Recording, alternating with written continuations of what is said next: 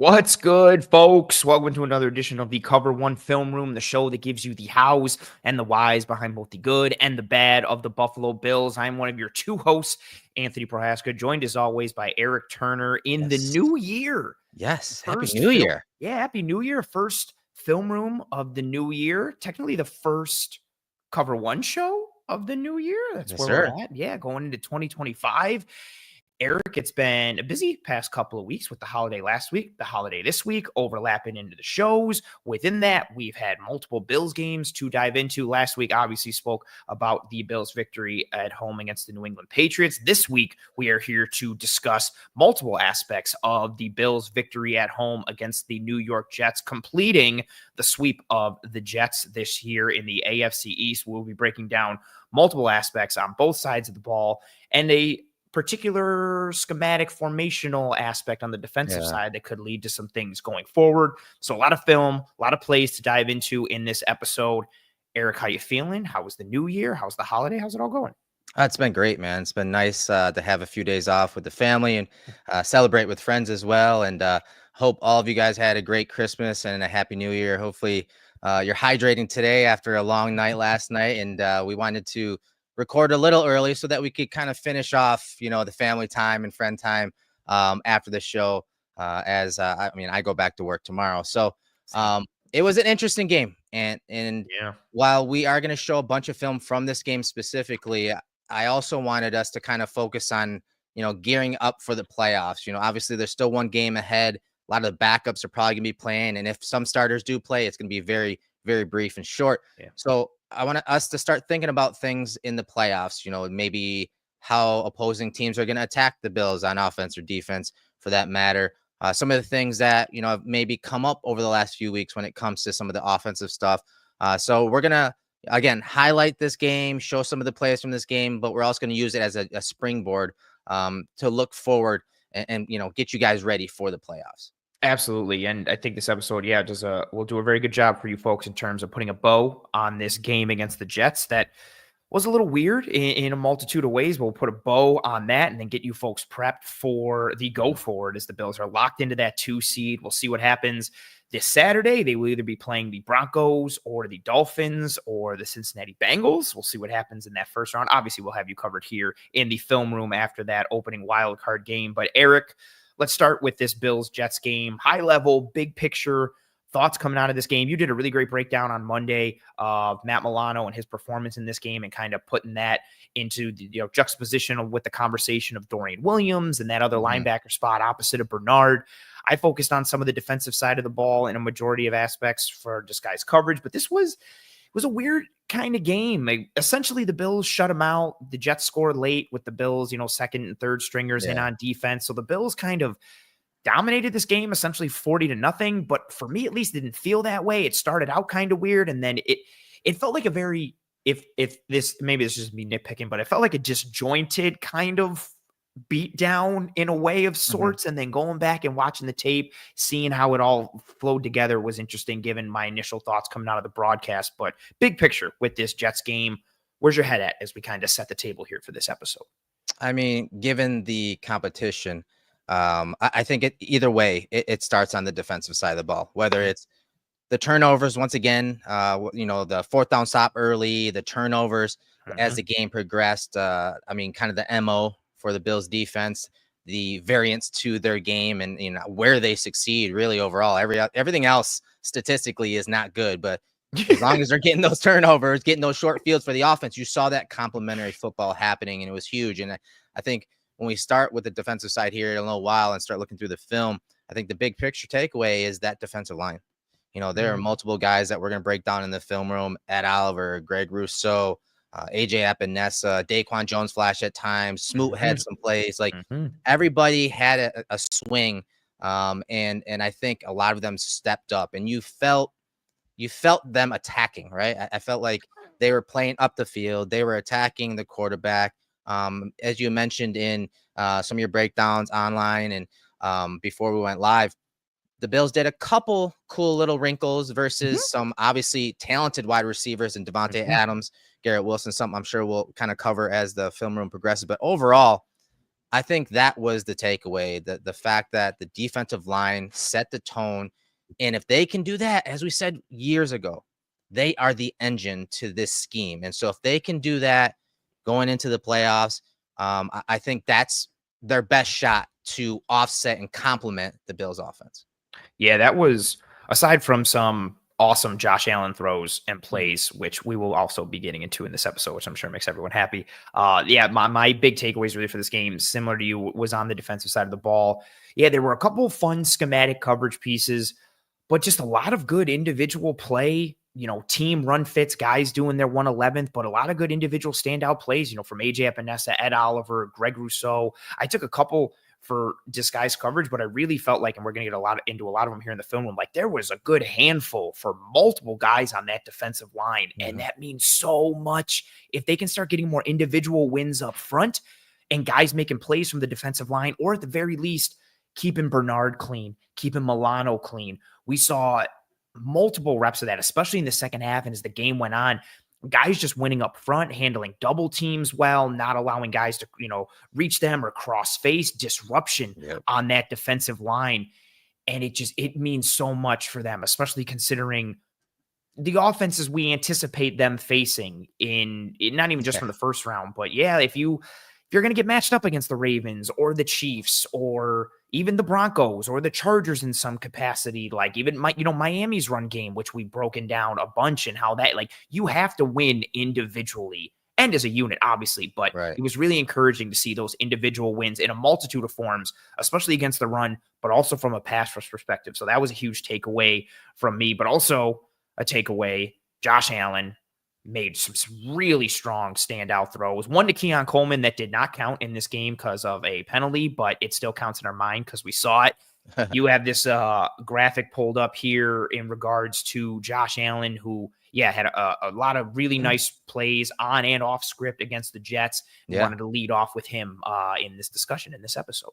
Yeah, and I want to start with, the deep ball passing. And so thanks to True Media, I pulled up some of Josh's passes over the years of 20 air yards or more in just the touchdowns and interceptions here. And as you can see, this is what is such a drastic change. Anthony. You have to look so hard to find 2024. That's why I was laughing. It's like, where is it? Honestly, like almost off the graph. Like you have a player that really didn't register an attempt and he's off to the side. Like, it's such a drastic change. And again, this is deep ball passing, and it's an area that, he's struggled at certain times over the course of his career, whether it is overthrowing guys, trying to drop that pin, overthrowing guys, sometimes drops on the back ends. We did a whole film room on that last year, and how the narrative could have changed when we talked about his deep passing. And so just drastically, completely different than prior years, man. One touchdown and one interception if you're talking 20 air yards or more this year, which is ridiculous. But the big thing is, the takeaway is, look at last year, 2023. It's also minimizing interceptions. And that's obviously a big thing. 10 interceptions last year on passes, 20 air yards or more. So we're going to start with that. And his deep ball passing, I think this year, and we're going to get a little more selective and micro when we talk about his goal balls and fades, because it's something he brought up. I think he's being more selective. He's being more selective because he understands that the weapons he has now are a little different than, hey, John Brown, go deep. I'm going to throw it to a spot, run under it. That type of game, or Gabe Davis outside of script, making those plays down the field. I think he's being more selective. He's being more conscious of those, those plays and throws down the field. And although it is, again, it's not registering as many touchdowns, it's also not creating those turnovers. Absolutely, which has been a huge part of his game. Obviously, with the actuality within his game, also for the national narrative in terms of MVP conversation and talks. Yes. But I think it was Kendall who tweeted it during the game, like that touchdown pass to Cooper against the Jets was his first touchdown pass, like a 10. I was like, of 20 yards or more. And as soon as I was like, that makes sense. But in my head, I was like, wow, I was still kind of surprised, even though we've seen it so much. And those two things go hand in hand. And I think that's such a perfect graph to kind of lead off with this conversation, because it highlights what we've talked about so much of his play this year, of playing quarterback from the neck up and him kind of approaching it and taking what the defense is giving him. But also when he does take some shots downfield, it is more to guys who are more from a contested catchability standpoint. So you get more incompletions, but also just body catches and things that go down. Like if guys can separate at the catch point, like Coleman or Amari Cooper, even sometimes Mack Hollins with his size and ability, or even Kincaid to a degree. But yeah, the change in his play style coming within the change of the roster in terms of the weapons and supporting cast, and then just how he's approaching the game and just week after week being comfortable living in the, high underneath to low intermediate and just death by, I don't want to say 1,000 cuts, but maybe death by 500 cuts and then running the ball on top of it. And it's really propelled him to kind of another status given the physical ability that he still has, but the way he's approaching the game mentally and then executing mentally as well. And after the game, he was asked about one of the touchdowns that he threw. I'm pretty sure it was the Keon Coleman touchdown, that high point play outside of script. And he gave this answer, and I thought this was a great jumping off point when it comes to this discussion about the deep ball, but more specifically those goes and fades. So if you guys missed this, listen to this segment from Josh Allen's presser. Too many times this year, I've tried to throw a perfect ball and lead him and get it right in his hands. And just kind of made a concerted effort over the last week or two to give them opportunities, especially him and Zero, give them opportunities on some of these fade balls. And, he just did what Amari does, and it was awesome. So, Anthony, again, I said that's a jumping off point. So as you guys can expect, we are going to break down a few of these plays from this game, but also some other plays from the year. But the thing I want to talk about is, just giving these guys a shot, giving Cooper a shot, giving Coleman a shot. It's a little different because, they're not guys that are routinely, burners, getting down the field, getting all that separation. Yeah. And so he's got to approach these throws differently, right, Anthony? He's got to approach it differently. He's got to, again, give him that 50-50 high point ball, maybe the back shoulder type of throws. It's a different trajectory. But what I love about what you're going to see on some of this film is that, one, he's trusting them to do it, right? Just some of these throws, like, it's just different than the way he used to throw it. Yeah. But also, like, they're not just stressing or the defense vertically down the field. All right. They're not just stressing them horizontally from, hey, just running the slot fade, right? Not just stressing them horizontally. What he is now doing and giving guys, especially like Coleman, a shot is to play above the rim. So you're attacking defense's coverage in 3D. It's not just vertically. It's not just horizontally, but it's also, again, kind of up in the air, above the rim type play. And so that's just one little detail that Brady, Allen, and this offense have really just enacted this year because of the personnel they have to add that much more and make things more difficult for the defense to defend. And I just thought that little segment right there, how he's like so consciously aware of just giving these guys a shot and trusting them, that can go a long way. He's not just chucking it down. He's being very selective on the type of passes that he's throwing down the field. It's purposeful. It's intentional. It's not happening just by happenstance where I'll just throw it up and kind of see what happens. There is that intention behind it. And I love that clip. Great pull. And that aspect that, the alley-oop style or, throw it up to your guy and let him play above the rim and separate at the catch point. It was something I wanted in this offense. I just wanted it in conjunction, like with Stephon Diggs also having separation and like all these little pieces. And we saw, again, as we talked about throughout the offseason and through this season, that conscious decision to kind of move away from known separators and that type of receiver and moving more towards the bigger bodied guys who can function as blockers, reduce formational width, all that stuff, but also win at the catch point by playing some bully ball, by playing like power forwards and scraping the rebounds off the glass. We've seen that be reflected throughout the entirety of this year. A lot of it with Keon Coleman, but with Amari Cooper as well, like making contested catches and separating at that catch point, using the size, the athleticism, the hands. And I also think within it too, obviously we'll get into it in this clip, but Allen's ball placement has been, so you have the mental like intention and being cognizant of it, but his ball placement has been so good. And I think that's obviously tied to something we've talked about. Probably we'll do it again this episode for like the third or fourth week in a row, like his mechanics continuing to be good and them staying good throughout the entirety of the season. Like here we are, we're about to wrap the regular season. He's still biting the burger. He's still rotating through and it's resulting in some really good ball placement. Especially, as he puts the ball in those contested catch spots, because you have the guys with the size for it, but you still want to put it in the spot so they can high point it and try and make it as advantageous as possible for them to go up and get it. Yeah, I mean, on goes and fades, as you know, Oof. what he was kind of referencing, you can see he's one of the top quarterbacks in completion percentage at 0.57 EPA per dropback. He's got a 39.1% completion percentage. He's one of the better quarterbacks throwing those goes and fades. And Yeah. again, that's not always been the case. But he has more pitches now because of the type of guys that he's throwing to. There weren't a lot of guys he could throw to that could high point or even back shoulder Yeah. consistently. And so now he's got guys that can do that, and he's trusting them more, and we're starting to see it. And so, with that said, I mean, we're going to start off with a bang. We're going to start off with the Amari Cooper touchdown here against the Jets. And so, this is a formation pistol. Gilliam's in there again. It's fullback season. It's Gilliam season, as we said last week, right? Yeah. But last week he was a sledgehammer. They were running the ball out of this formation. This week there was 3 passes out of this formation. Obviously, this one against the corner here in cover 3. It's a double move, and Amari said that he didn't think he was going to be getting the ball just based on how that corner was playing it. But it's an easy decision for Josh. Again, 3 eligibles that kind of go up to the top of the screen, right? So with those 3 and this safety shading this way, all Josh has to do is kind of look that guy off, and he's gonna have one-on-one coverage with Cooper. And of course, he gives his guy a shot, and Cooper with very good body control and tracking, and then ability to bring that ball in as he hits the ground really, really hard. Yeah, I was just hoping he got the wind knocked out, and then I was afraid, like, oh no, did he smack his head? Does he have a concussion here? This one, I think, really epitomizes the trust aspect. Like you even mentioning, Cooper saying he didn't think he was getting the ball, and it's understandable.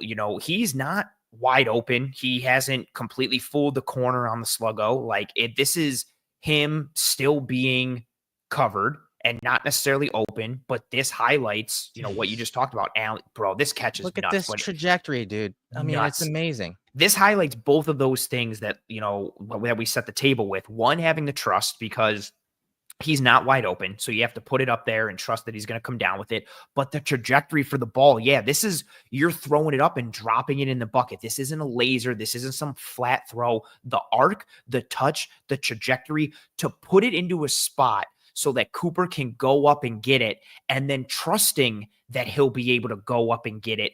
This play perfectly epitomizes that, along with a little bit of mechanics aspect too. You get a little bit of the, biting the burger with the left hand, and then the rotation through, the follow through with that arm. He steps into it. You see it's so aesthetically pleasing. The spiral, the rotation, there's no wobble to the ball, and then it just drops in that bucket. And hell of a catch by Cooper. And honestly, not a horrible play by Eccles, the CB. Like he's right there. The hand goes up. His hand is between Cooper's hands.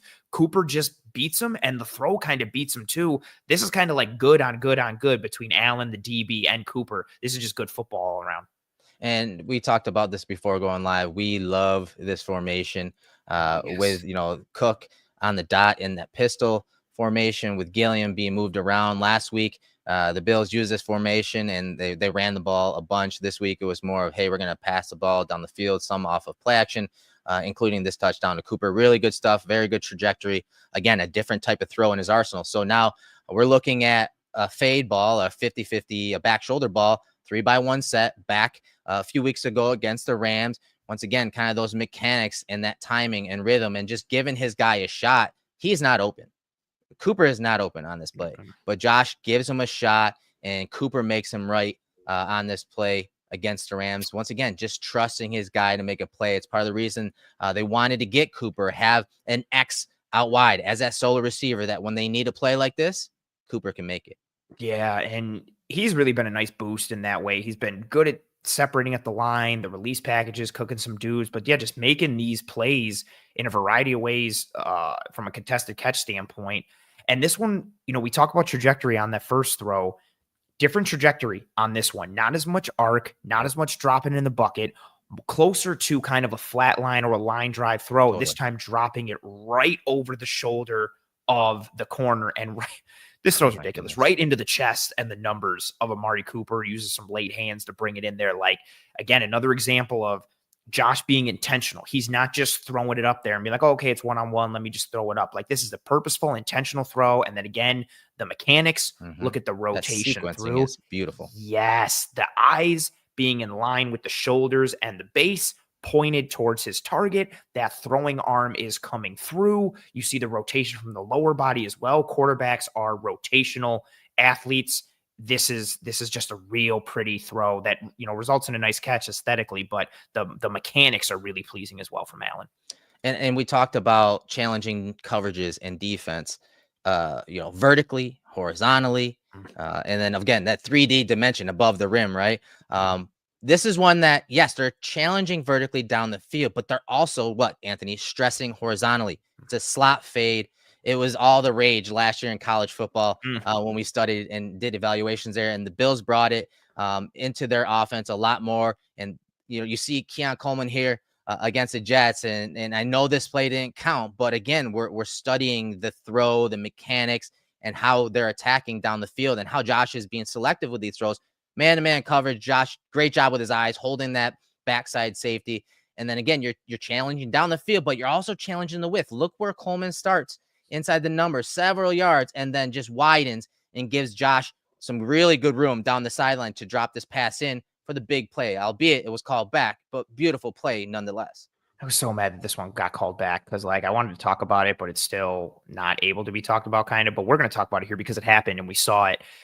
Love the call out there for Coleman. Something we talked about early on, him not holding the red line and kind of not giving the quarterback that room. He does on this one, holds that red line well, gives Allen that room. And the mechanics, again, Allen stepping through, dropping it in the bucket once again with that trajectory and that arc. And this one's better. You can see it as opposed to that first Cooper one. You see that hand up there, biting the burger a little bit because he doesn't have the Cooper one. Lineman's getting driven back into him. So that hand that he's trying to bite the burger with gets knocked down. This time it stays up there because he's got more of a cleaner pocket. And look where that ball placement is, right over that outside shoulder. Good ball tracking from Coleman, late hands on top of it so Oliver can't kind of get an instinct and make a play on there. And just again, this time dropping in the bucket, similar to the Cooper throw. Just put some arc and some touch, change the trajectory, help your receiver out a little bit, and then Coleman helps him out by giving him room, by holding the red line, and then the late hands and a nice catch. Yeah, the terrible call on this play to take this big play down the field away. This was just good stuff all around, in my opinion. So now we go back to the Hollins touchdown. I mean, when we broke this play down, I said Allen could not have walked it over and handed to him any more accurate than this throw on a slot fade. Again, challenging them vertically, but also horizontally towards the boundary. Allen, once again, dropped it in the bucket. Again, a little different trajectory on this one. That's what's great. Again, he's got different pitches now. Yeah. It's not something we saw a bunch of over the years, but now he's got different pitches based on what type of throw is needed to complete the pass to these receivers. Yeah, that's such a great point. We've talked about it before, like him being able to change arm slots and angles, for throws he's trying to make on the run or around guys. And I think this throws into it too, like no pun intended with throws into it. Just kind of how it fits and him understanding coverage, leverage, who he's throwing the ball to, the positioning. Again, it's not just he's always throwing it to the same spot, and if they come down with it, they come down with it. This one is, again, reading what you have. So you have the single high post safety, as you highlighted, in the middle of the field. Allen's got Hollins on that slot fade. There's all this space, and look where Allen puts this ball, keeps it obviously super far away from that post safety, but then over the inside shoulder this time of the defender, again, right on the numbers of Hollins. Hollins, if he breaks stride, it's super slight and barely anything. Allen pins this right on him downfield from the far hash. Great trajectory, nice catchable ball, rotating through again. That's just nuts. And again, a different pitch, to your point there. Yeah, just awesome stuff. And so we're going to end this segment with our Easy Loan Auto Sales play of the game. We had to do it. It started the segment when Josh was asked about it. It's the touchdown to Keon Coleman, 3rd and 10 situation here in the third quarter. Bills are in a 3-by-1 set, and Josh in the offense are once again running what, Anthony? We break it down every week. They're running a sort of mesh concept here. Josh gets outside of script and does not just the impossible, but the big no. He runs to his right and throws it back across the middle to the middle of the field. And here's Coleman, who undressed DJ Reed, a very good corner. You see him right here. He undressed him 3 times on this play, right there. Again, that pivot, Anthony, that pivot right there is that basketball stuff, right? It's just so easy, so smooth. He's uncovers there. And then once again, uncovers right here. And then the high point pass and catch from Allen to Coleman for the touchdown. Just I said from the end zone angle, you're going to see it. I think this could be Keon Coleman's logo for his brand. It is just beautiful how he climbed the ladder and made this catch for Josh to make Josh correct and to register 6 points for the Bills. Oh, this angle is the best. Yeah, slow-mo and high point that. Oh, beautiful. Oh, or slow-mo and high point. Slow-mo and freeze frame like he did, not high pointed. He high pointed it. Like that's so the way he goes up and plucks it and how it's just out of the reach of Quincy Williams, who's coming from the boundary. It's away from DJ Reed. Coleman goes up and skies and gets it. Like this is literally like power forward, scrape the rebound off the glass, like alley-oop type stuff. Like Allen's throwing the alley, Keon's coming down with the oop. Like that's just an element that hasn't been presented in this offense since Allen's, early on in Allen's career, and the skill set attached with those body types and play styles was different. I love on this one too, like you said. So Keon initially separates and pulls away from Reed, which is awesome. Easily pivoting, similar to kind of like we talk about all the time with him. Like he's the big man, setting the pick, opening up, roll into the bucket, off the pick and roll with the point guard.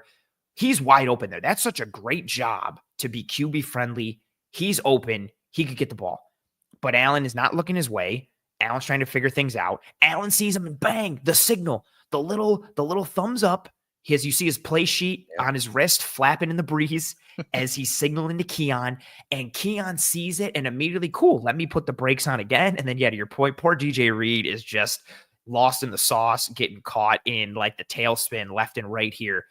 And things are going good when you violate all the rules. Like you don't throw back across your body, let alone in this way, like on the other side of the field. And again, the trajectory on this one too, like Quincy Williams is up there. It's not like Quincy Williams 56 plays this poorly. Like he's athletic. He tries to sky and get it. He can't. And Coleman comes down with it. Like this is another aesthetically pleasing one. And just, this is what we hope for Keon Coleman 100% this year. And him doing it again is awesome. Yeah. I mean, we're seeing again, that basketball background, him getting up, in the end zone to reel this in for the touchdown. Just great body control. And like you said, tracking and concentration, because the linebacker Williams did have a good beat on the ball right there. His hands are up, and, his hands up in the face, basically as the ball's dropping in. And so it was great work by Keon. And I think this may be his second easy loan auto sales play of the game. I think this is his second. We'll have to look back at the tally board, but awesome stuff from the offense. Outside of script, obviously a play that Josh kind of put his Superman cape on here, but also Keon Coleman did to climb the ladder for that touchdown. Absolutely. I've been tracking it. I just don't have the document open right now. Yeah, this is another one in the feather, another feather in the cap for Keon when it comes to the Easy Loan Auto Sales play of the game. Sponsored, of course, by our friends at Easy Loan Auto Sales, who, regardless of your credit situation, Easy Loan can help get you behind the wheel and on the road to better credit. All of their vehicles include a 2-year, 24,000-mile warranty, and they have 3 convenient locations in Buffalo, Lockport, and Niagara Falls. They can get you driving today. Go to easyloanauto.com to start your accelerated approval. As always, thank you to them for joining us for another season. And, man, just really getting the cream of the crop when it comes to these plays, like every single week. Like, these are awesome, and they just keep getting better and better. And, major shout-out to Keon for putting on a cape of his own on that one and going up and climbing the ladder. Yeah, the offense, it was, I don't want to say ho-hum, but they couldn't really run the ball that much. Mhm. And I think Cook averaged like 3.5 yards a carry or something like that. But they also weren't showing much either. So, which is a good thing. You don't want to show too much. And so I think that given all those factors, I think overall to put up that many points showed you how efficient they were. And then again, when Josh needed to make a few plays, he did.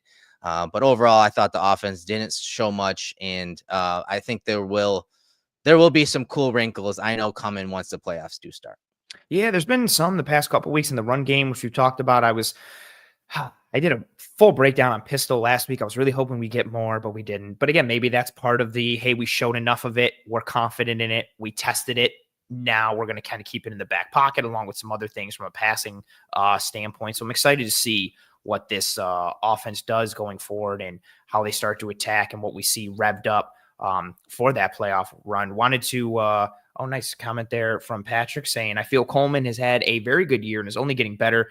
His injury hurt the numbers, but he's also bullied a few CBs in the run game. He's going to be a force in this league. Yeah, I mean, I would love it if he can continue to add polish to his route running and separate at multiple points, add more of that refinement to his game. But seeing his, calling card translate well as a rookie in terms of playing like a power forward and being able to play that bully ball aspect, not just as a, pass catcher, but also as a run blocker, like you've highlighted there. It's been nice to see for a guy that needed to step up a little bit and needed to do some things. What are your thoughts on Keon there so far in his rookie year, Eric? Yeah, I think as the season went on and he did get back into the lineup, what I was drawn to was they immediately had an idea how they wanted to use him. I think that's the most important thing because it is going to take time to adjust, to start the season till now.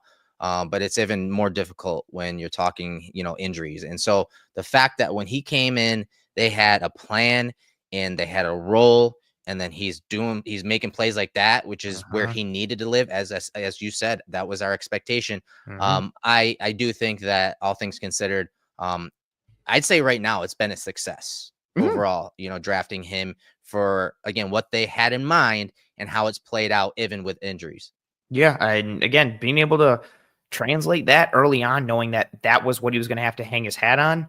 It's been nice for him to do that, but it's a great call from you, like them having an idea and, putting that round peg into that round hole to be able to maximize that skill set. I wanted to grab this comment really quick from Devin, which was awesome. Devin said, "Hey, Aunt Eric, good to see you. Thanks for your great coverage and Happy New Year." We appreciate you being here, Devin, and thank you very much for the compliment. Happy New Year to you, and Happy New Year to all of you folks who are joining us here in this episode of the Film Room. So, Eric, that's some of the pieces on the offensive side of the ball. Let's switch to the defensive side of the ball. We alluded to several pieces on that side by name and, position group and kind of what it meant, but start with the defensive line, a group that played well against the Jets in the run, in the pass, and really several players and who had a multitude of standout plays against the run, against the pass. Several guys really showed up and caused a lot of problems for the Jets throughout the entirety of that game, but especially once we removed the first couple of drives and the game went on,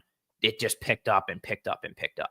Yeah, and I think that's for the film portion of this episode, you're going to see more plays from the D line in this next segment. And we're going to break down guys like Ed Oliver, who had a 12% havoc rate, 4 tackles, 3 tackles for loss, a fumble force, had a pressure rate of 11.1%. I thought he had juice.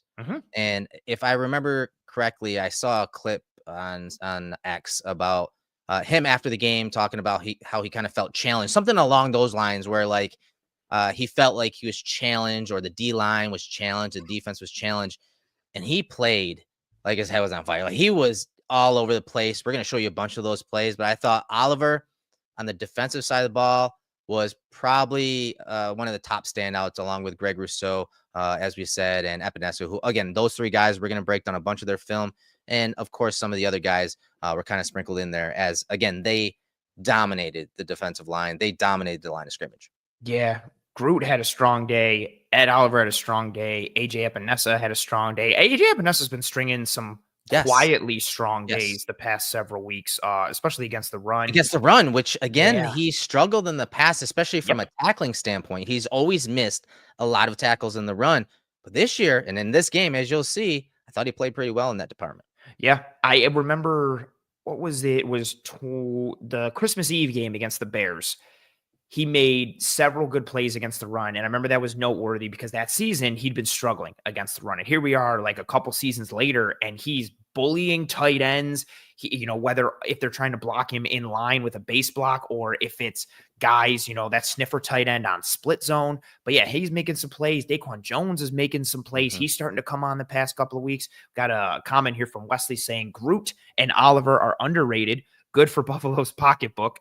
I think Oliver was upset that people were saying he wasn't playing well. It could be. That's fair. And that criticism is not wrong. The stuff he was doing, the average fan's not watching or seeing, right? And that's something that we always highlight in the film room. Like, he's not going to always show up in the stat box. how disruptive he is and how he helps others when we're talking Oliver. Obviously, Groot. That dude, we're talking underrated. I said on social the other day, I think he is a quiet superstar and he is going to get paid. I don't think Buffalo's pocketbook's going to be good for long because that guy's going to get paid.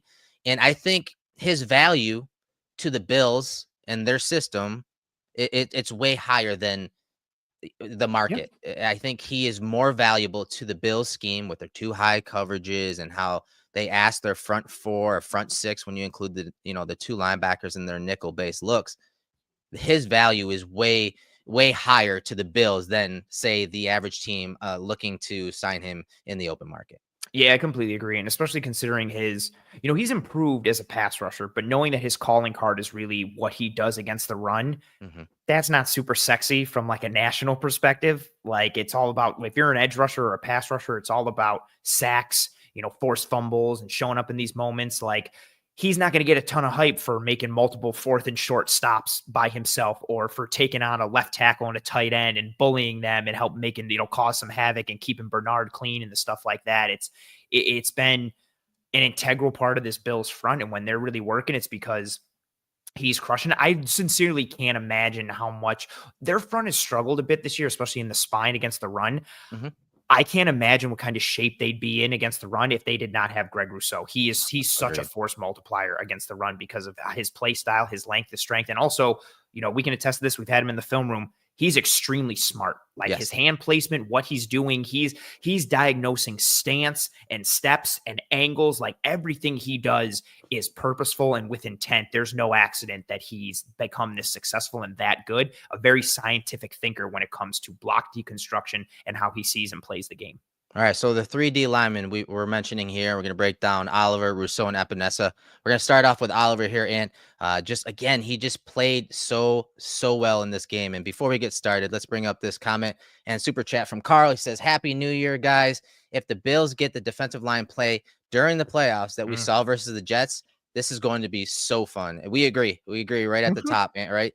They are the engine. They can be the catalyst for this defense. The Bills are getting a lot of turnovers right now. They're creating a lot of havoc when we're talking that type of statistic. And that's really without too much of the help of the D-line. So if they can get the D-line to start playing like they did against the Jets, as Carl said, yeah, man, the sky's the limit, because then you're starting to see some of the rush match up with the coverage. And then you're not only going to see those turnovers created, but you're going to see some of those, big swings like sacks and stuff like that, where you're getting teams behind the sticks. Yeah, and the less bodies that they have to commit to the box to play the run, the less run blitzing they have to do, the less they have to send bodies to attack from a pass rush standpoint, the more they can just rely on that front 4 to rush the quarterback and cause problems versus the run, the more that they will consistently have the numbers advantage in coverage, the more that they can disguise looks and play any type of coverage that they want. And we know that's McDermott's preference. That's McDermott's philosophy. Yeah, it really is. Obviously, Josh Allen and is what makes this team go, and the run game functions into that heavily for the offense. But such a huge piece going forward is if that D-line can own like they did against the Jets, it's going to matter a lot. Yeah, and again, the competition matters here, being the Jets, but this type of juice, this type of pursuit from the backside here by Ed Oliver, it's the type of stuff that we're used to seeing, man. You got to run at Ed if you really want to, kind of minimize him, get those double teams run downhill at him. If you're trying to run away from him, it's difficult for offensive linemen, regardless of who they are, to reach block or cut off the backside D tackle here, like you see here. And that's why Ed and Matt Milano just blow this play up. Yeah, the great call. This plays right into his hand. Not necessarily the hardest reach block in the world for the left tackle, him still being on that inside shoulder, but with Ed's quickness, this is a hard block for an offensive lineman to make. And yeah, if you're letting Ed Oliver get horizontal and play down the line, you are playing to his skill set. You are playing to his strength and his play style. You want to, exactly like you said, you want to run downhill at him. You want to get those double teams. You want to try and create displacement, make him work and have to drop the knee and split double teams. The Jets don't on this one. Ed gets right down the line. Milano gets down there, calls out the tight end before the play, maybe anticipates it, and we get a nice stop between those two against the run. And how about the power and hustle on this play? It's a 3rd and long play, 2-point stance from Oliver. You see him kind of hezzy rush there and then just blow up the offensive line. But then look at the hustle. And this is one thing, the Bills have struggled against: screens. The Bills have struggled. They're one of the worst teams, if not the worst team. The last time I looked, it was like 3 weeks ago, and they were the worst team against screen. So this third and long play and hustle by Oliver is, again, another good sight to see. Just the power getting under the pads of that offensive lineman, but then not losing track of the ball, understanding the situation and the type of play that could come out, and that being a screen. You see him run down the field and make the tackle on Breece Hall. Yeah, they've struggled against screens. They struggled on third downs. This is kind of both of those in one here with it being a screen on third down. Great play by Ed to get downfield and really start this stop that results against Breece Hall.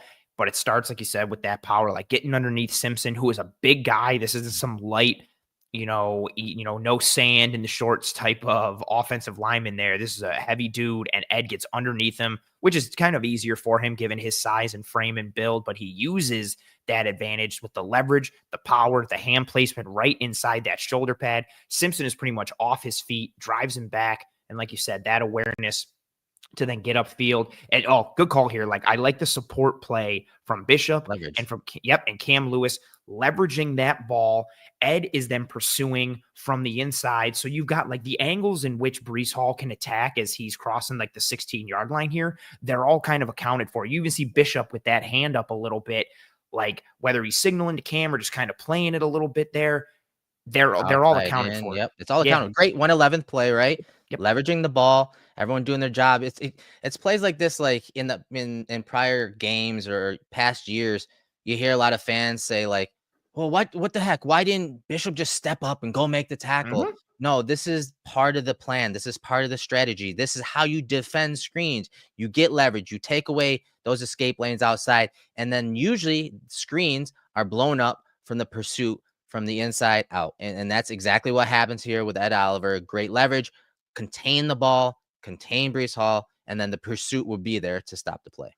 Yeah, when you're getting these screens and you've got linemen out in front, it's still essentially functioning almost like it's a run play. And when you think about a run play, you have your run fits, you have gap integrity. I mean, similar to even when you're rushing the quarterback, you have your rush lanes, you have your gap integrity. So if you've got somebody who's freelancing or who's getting outside of their lane or outside of their gap, sure, it can end up resulting in an awesome play, but there's also some risk that comes with that potential reward. Bishop plays it smart, and especially too, because it's third and long, there's no reason to be a hero here. Play it smart like Bishop does, Cam does, and then you've highlighted all the tracks. There's that Oliver, there's Groot, there's, Buffalo Joe, and then Taylor Rapp coming down from the top. Rally to the football, get population to the football, as you always like to say, and just get everybody to it and kind of make everybody do their 111th team defense. That's smart. Play the situation, play your angles, swarm them, and take them down. Yeah, and here's the sack from Ed Oliver. And my biggest takeaway from him in this game, or I'm sorry, this isn't in the sack. This is another hustle play. This is the forced fumble. I'm sorry, I'm getting ahead of myself. All right, so he's unless I it's understandable. It's understandable. The sack is nice. The sack is nice. But you see, once again, sensing that screen coming and then attacking the ball. Very good job by Rousseau Douglas. Let's give him a shout out. He had two great plays against the screen, the wide receiver screens. One, he made a tackle by himself out in the open field, avoiding the offensive lineman. This one, he forced the issue, forced Wilson to come back up inside, and then Ed Oliver's there to obviously punch the ball out. But once again, great hustle, great juice from Ed Oliver. And here he's rewarded with that fumble force here against Garrett Wilson. Yeah, it starts with Rousseau. Like you said, they ran this exact same play from the same alignment with the motion of Conklin into a 3-by-1, hipped off the tackle, faked the toss, tunnel screen coming back the other way. They ran it earlier in the game, and Rousseau beat Moses out in space and made the tackle. This time he's all over it, blows it up. Garrett Wilson, kudos to him, breaks the tackle and stays alive. But the awareness and the hustle from Oliver, from AJ Epenesa, both of them slamming on the brakes, realizing what's happening, then taking good angles to try and get out in front. And then here comes Matt Milano, who had a very good game. And if you folks didn't catch it, Eric did a breakdown of his performance in this game that he put up on the channel on Monday. Here comes Matt Milano swarming from a downfield, beats Aaron Rodgers to the ball, beats Garrett Wilson to the ball, and we get another turnover for this defense that, I don't want to jinx it, but continues to find a way to take the football away every single week. Yeah, they do. And again, Milano coming from that distance, as Amari says in the chat, gives him lots of hope. And I agree. And there's been a lot of talk about, Milano versus Dorian Williams. Is Milano healthy? Where is he trending? And that's something I touched upon in that video. But again, he's got that big brace on his left arm. And a lot of people are talking about how he's not able to make some tackles and he's missing tackles because of it. I mean, he comes in with no second thought of being injured here, with that left elbow being closest to all of these players as he's trying to scoop this ball up. So I agree. I think there's a lot of hope with him. There's been flashes of the old Milano, and I don't think he's all the way there. I don't think he's the exact player, but he still brings a certain edge, a certain type of impact to big plays. And he was there to come from distance to make that fumble recovery. And that's huge. And the Bills needed that. The turnovers keep coming. Is it something they can totally rely on and be dependent? No, but I do think that Milano is one of those guys that when you insert him into the lineup, especially in certain situations, those kind of plays, he's always around. He's always around the ball. And there's no sugarcoating it. He just is an impact player. He's always around the ball in these situations, making plays. And here's a play that I was talking about just a minute ago, the sack by Ed Oliver. And in this game, as a pass rusher, I just thought he was very decisive. I don't think he was like second guessing, okay, I'm going to start with this move, then go to this counter. He was just like, you know what? Nope, I'm going outside. I'm going speed. I'm ripping, and I'm going to get the quarterback. And he does a great job here bringing Aaron Rodgers down for the sack. Yeah, this one it's really just straightforward, just a little dip and rip, the core strength. So he's got Simpson off that initial dip and rip. He's got him on positioning. So if you're Simpson, you essentially have to hold him, try and turn him, or he's getting through you. And with that core strength, he's going to get through you. Simpson actually kind of pulls him a little bit, and Ed just keeps on trucking right through, barrels right down on Aaron Rodgers, really since the Lions game where he had those 10 pressures and 7 of them came against Glasgow. Like his hand usage and the juice as a pass rusher off the line, he's had some really strong, clean, decisive wins. And this is another one. You get that. He's always got that little stutter step, that little hesitation move, and then it's just bang. A little bit of a dip, a slight bend, rips through, core strength, power, bears down on Aaron Rodgers. Vaughn is coming a little bit as well. I like Vaughn giving out the little rodeo signal there to Ed for getting the sack too, which is nice to see. If he can keep clicking like this, making plays against the run, and if him more so than anyone, if he can win these one-on-ones, I would love it if they had multiple guys who can win one-on-one, and I know Groot's had a good year. But if he can win one-on-one as a pass rusher and create that havoc from the inside against the type of quarterbacks that the Bills are going to see, it changes so much for this defense if he can keep winning like that.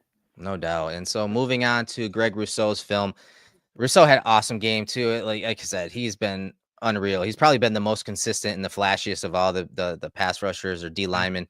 21.4% pressure rate, 3 tackles, half a sack. And again, it's the size, the length, the power, all of that. Here's a good run stop, initially doubled by the tight end and the tackle. Look at him take that on, barely give up any ground, disengage from both of them. Look at the length right there. Milano comes in, does his 111. So does Taylor Rapp. Here comes Bernard avoiding that block. But Rousseau really set the tone for this play. And he's there to make the tackle with Terrell Bernard. Great stuff. Again, taking on that combination, that double team, disengaging from it, and then going and getting the ball.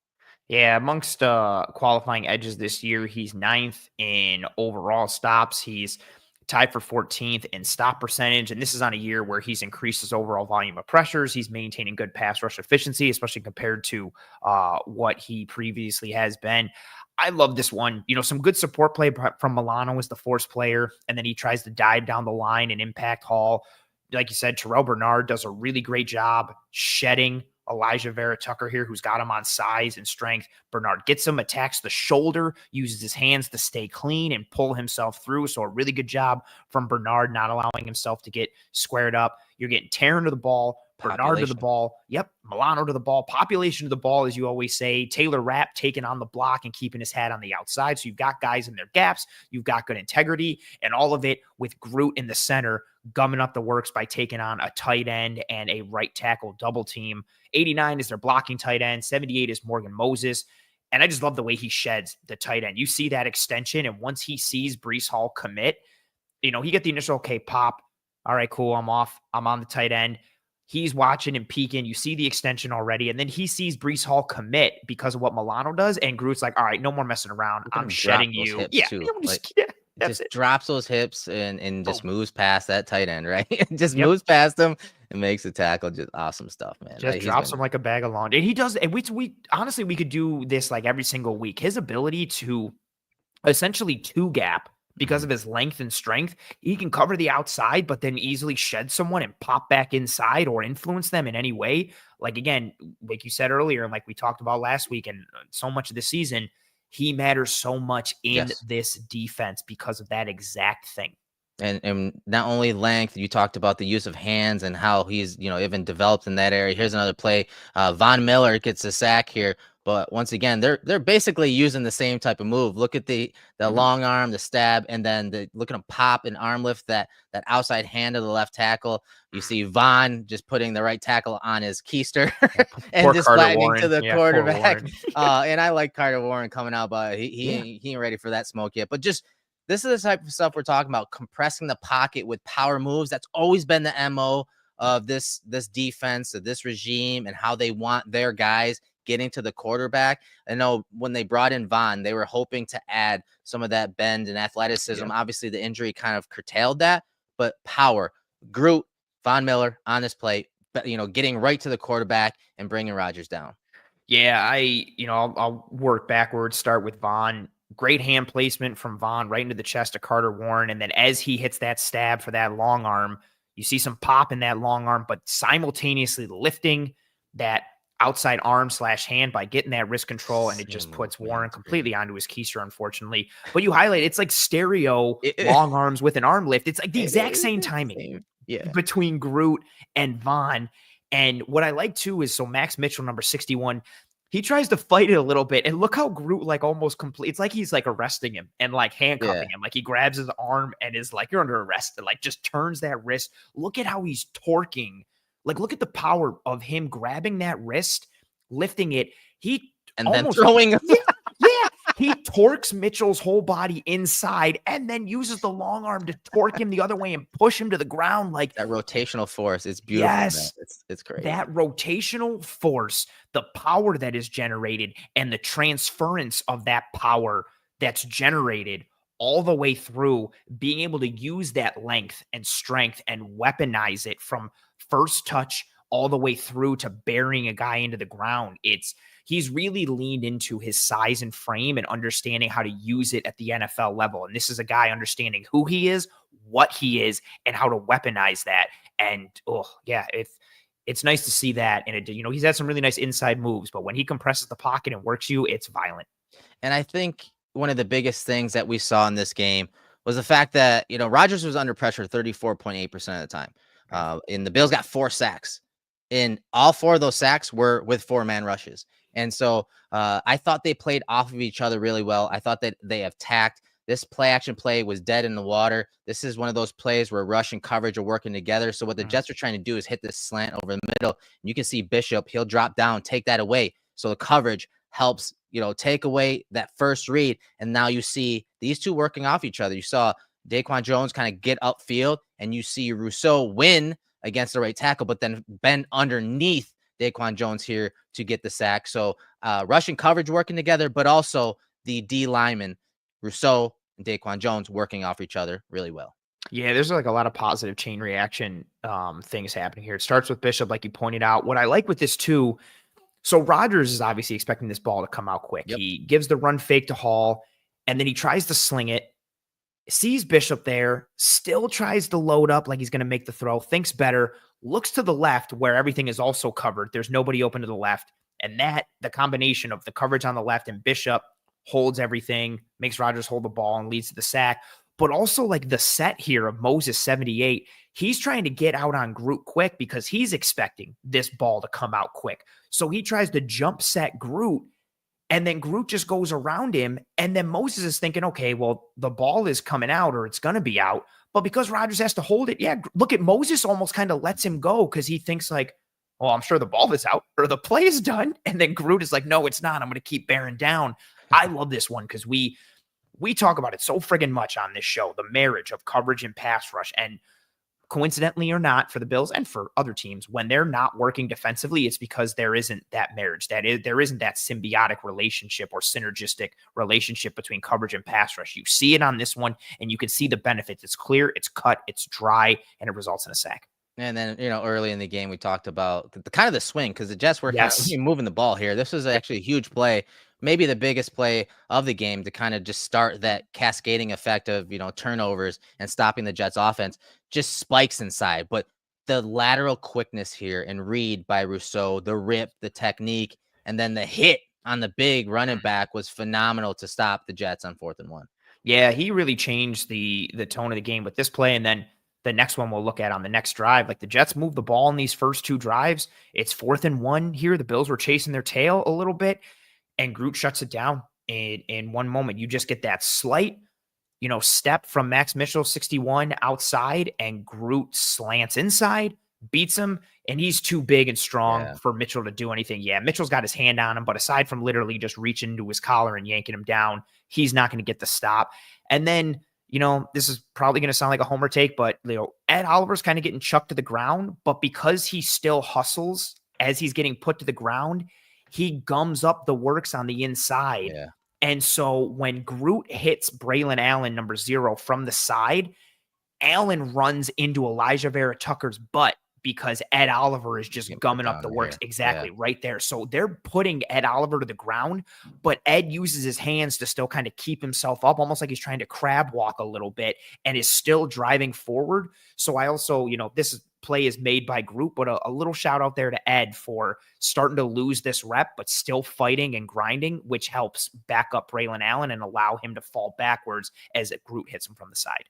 Yeah, and we had Claude mention that Groot also caused the interception. He absolutely did. We got you with the film, Claude. Yeah, we were going to get to it. 4 eligibles, bottom of the screen. They're just trying to run a screen to Adams here. And once again, the length of Groot to get in the passing lane. And the Bills they've been very good at this, whether it's AJ Epenesa, whether it's Groot. They manage to affect screens more times than not. Obviously, Groot does here. And then Jordan Phillips. It crossed his mind about running it after the interception, but he's like, nah, I'm good. I'll take that stat and get to the ground. Yeah, this is something we've seen a bunch from Groot. This makes me think too of the regular season matchup against Kansas City a couple years ago, where the Chiefs were driving it and just puts that big paw up, and it ends up in an interception in the Bills' hands. This is another one of the advantages from him. Like, he sees that quick game coming from Rodgers. Look at the first touch. Yes. Look at the first touch, keeping that outside hand free. Like, that's perfect technique, man. First touch, good read of the depth of drop right in, and then the hands up. Yep, eyes on the QB. He's well aware of what is going on. He sees everything, and he's got that outside arm free. And then you get some nice hand-eye coordination, throws that big paw up there. Nice fortuitous bounce, straight up into the air. And then, good on Phillips for locating the ball and making a nice play there. But yeah, just Groot making a really strong individual play. Is that a Mutombo? Is that a Mutombo right there? Yeah, is he shaking the thing? He's done this a couple times. The no. Like, I don't know if this is starting to become like his thing that he wants to make his like post good play celebration, but this is at least like the 3rd or 4th time I've seen him do it. So yeah, maybe he's starting to rock that Mutombo. Yeah, a huge game when you're talking havoc rate and things like that by Groot, by Ed Oliver. But we also had some nice plays against the run and obviously against the pass with the safety from AJ Epenesa too. So we're going to switch to Epenesa in this game now. You're going to see him right here stacked against the tight end. Just his awareness on this play, but also that hand usage and his length, because he's got long arms too. And so watch him on this play, how he stacks this tight end, but keeps his eyes on the ball. And as that running back, Breece Hall, kind of bounces outside, he disengages and makes a tackle. Very good play against the run. Yeah, I love how he gets some good shock and shed, knocks that tight end back, and then is reading the track of Breece Hall the whole way. Like, he initially has his head and shoulder inside. And then if you want to say head, shoulders, knees, and toes, he's got the head and shoulder inside in that gap. And he's reading Breece the whole way. And once he sees Breece put that foot in the ground and commit, that's when he decides, okay, yep, there's the leverage. I'm inside. Okay, I see the ball. What's Breece going to do? Oh, Breece is putting his foot in the ground. Cool. Let me just shed this tight end, get outside. You've got Taron Johnson as that force player setting the edge outside. Here comes Cole Bishop. down from the top, something we continue to highlight him for, of how he plays this run. So here's Cole Bishop coming down. Here is Christian Benford coming from the outside in. And there's Epenesa just shedding the tight end and getting on Breece Hall's back. And also even too, I want to point out as well, nice little gap exchange inside from Daquan and Bernard. This is a duo run from the Jets. So you're going to get that double team from the left tackle and the left guard on Daquan. It's a good initial gap exchange, but then the double stays on Daquan, starts to wash him a little bit, and then watch Bernard see that, and he flows back into his initial gap, exactly playing off of Daquan. At that point, Breece already saw Daquan close the B gap, and so he bounces it. But I thought that was a nice little shout out to Bernard for, they do the initial gap exchange, and then they also kind of exchange back just based off of Daquan causing havoc, the double staying on him, and that flow from Bernard. Good sound run defense from a multitude of players, obviously highlighted by what AJ does. And I want to highlight something prior to the snap here, and I wonder if AJ clued into it, because watch the left tackle here. He is pointing, he's letting the tight end know, hey, we're trying to work to the linebacker. And so I think AJ might have a good idea that he's going to be soloed up here. You see, these guys are actually supposed to be working to Bernard, as you pointed out. And so I wonder if AJ knew that he was going to be one-on-one with that tight end on this play just prior to the snap, because defensive linemen, they pick up on these things. I remember, was it Shaq that we had in the film room? He talked about being able to run a stunt versus the offensive line because they knew the protection they were saying they're going to see. Yeah, because we also asked him about when they implement, it's like Wednesdays when they implement rush angles to like the QB's depth of drop and all that stuff. Yeah, with Shaq. So I wonder if AJ picked up on this. Hey, I'm going to be soloed up, base blocked by this tight end because the left tackle and left guard are going to be working Daquan to Bernard, or at least that left guard was supposed to go get Bernard, because again, this is that dual run. So everyone is supposed to be actually blocking down this way. So I imagine AJ had an idea that duo was coming, and he just played it beautifully still with his use of hands and awareness there. Great job. And it's something we've seen a bunch the last few weeks, as you said. Now watch this play on the left side of the screen. Teams have done this to him a bunch this year, and it has not been good. It has not been good. He's been cut a bunch of times as this sift block comes across the formation. Here, he avoids that block, and then once again, kind of uses his athleticism and length to go at the legs of Breece to still make the tackle at the line of scrimmage. Yeah, not the best block in the world from Conklin, but I like how AJ obviously comes down the line. He's seen what's happening, plays physically through it. He had a nice rep against, I think it was split zone last week, where he wrong-armed his man and ended up making the play. But yeah, he's been hit a ton with this year by that sniffer tight end. Mixed bag of results, but a really nice play from him here on this one, obviously. And then nice play from Bernard, too. Again, shedding Elijah Vera Tucker. He's coming on the snap. He's rushing, steps up, engages AVT, reads the track of Bernard, just sheds him with ease, which is not easy for like a 223-pound linebacker. And then he's also in the hole to make a play as well. Again, these are very encouraging things. Bernard is coming off of blocks. AJ's firing. Ed is firing. Daquan's firing. Groot is firing. All these things hopefully ramp it up for the playoffs when it's really going to matter most. And then another nice one here for AJ Epenesa, getting the sack here for the safety with the Bills, showing a pressure look and playing off the protection, and AJ gets a free run. Pretty sure we said this last week. The Bills need to mug the gaps more, mug the interior gaps more. Sugar the A gap. Get those one-on-ones, especially when you have Ed Oliver with the juice he has on this play and had in this game. On his sack earlier, you saw the same alignment. It's a 4-eye just inside the tackle, and then a wide alignment from the edge player and AJ Epenesa. And so that's important, especially when you have a tackle that is not that good right here. And so watch what that guy has to do. He has to help his guard. He has to stay home a little bit until this guard can get out there to pick up Ed Oliver. And that split second, it's a lot. And you can see by that little hesitation, AJ Epenesa is beyond the tackle, and he's pretty much untouched for the sack there. Yeah, we talked about it in the offseason when we analyzed him a bit, and we're talking about his stance and him not coming out of the blocks as fast. There were a couple years ago where he had like the fastest get off of like anybody in the league, not just on the Bills, and his snap timing and juice on the snap was a huge successful piece to his development over the past couple of years. And you see it a bit on this one. Like, he punishes Max Mitchell 61 for that slight hesitation. I also like his path. He doesn't round it out too much. He sees that he's going to have that short edge, and you can see him start to kind of lean. Once he gets to that second L in the Bills end zone, you can see him. He gets upfield and he starts leaning already. He sees that short edge. He starts leaning to take a flat, direct route to Aaron Rodgers. He doesn't get too far upfield. There's limited efficiency in his path to the quarterback. This is a very nice adjustment from Epenesa once he realizes he has the opportunity to come free. Really good job from him. And then obviously tied into the initial pressure look that caused him to be able to come free from the get-go. Right. And again, AJ Epenesa is going to get the credit here for the sack. But Ed Oliver, as we said, things he does, his play and who he is as a player doesn't always show up in the stat box. He should get an assist on this play to AJ Epenesa because, again, that tackle was worried about Ed Oliver getting up the field and being obviously a huge disruptor of the pass game. So I just thought the D-line did a great job. You know, I think overall it was fun to see them attack, right? They were just attack oriented. That's the ideal look of this defense when they can be pin their ears back and attack the run, and pin their ears back, attack the quarterback. That's the success that they're going to have. Like we saw it there. That's the blueprint. That's what, when you heard McDermott talk about this game and the D-line, the defense overall, he kind of was glowing. He kind of lit up because he thought, like, you could tell he was happy with their demeanor, their style of play.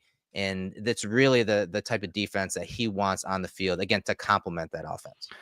Yeah, we've known how important the defensive line is to him and to Brandon Beane. And then, I mean, they both talked about it that, they build from the front back and it starts with the defensive line. And then it was Dean Marlowe. When we had Dean Marlowe on the film, who literally said your quote earlier, like, Sean McDermott believes the defensive line is the engine. And again, if we needed like another piece of evidence, we got it there. Yeah. Just that continual focus for the defense in terms of allocation of resources financially and draft wise. So yeah, McDermott had a big smile on his face when they were going through, probably immediately coming out of the game, but then as the week went on as well, a lot of strong individual performances, but also good coordinated performances from the front as a whole. Again, I know the Jets had some success early on, and the way those first two drives ended probably made them not feel great. Maybe that's why they lost a little steam, but you don't basically shut out a team essentially without having some strong coordinated performances and good individual ones on top of it. And it started with the Bills front in this game on that. Right. And to kind of end this film room, we're going to have one more segment, and we're going to talk about the linebacker position. As I said, I did a whole video comparing Matt Milano, to Dorian Williams, and, what each of them bring and where each of them, their roles are and really how they're maximized. But I want to take it a step further. I don't want to just talk about, those two players. I want to talk about how we expect the teams that the Bills play in the playoffs to attack them with heavier personnel groupings. Some of the 2 running back, 2 tight end looks, some 1 running back, 3 tight end looks.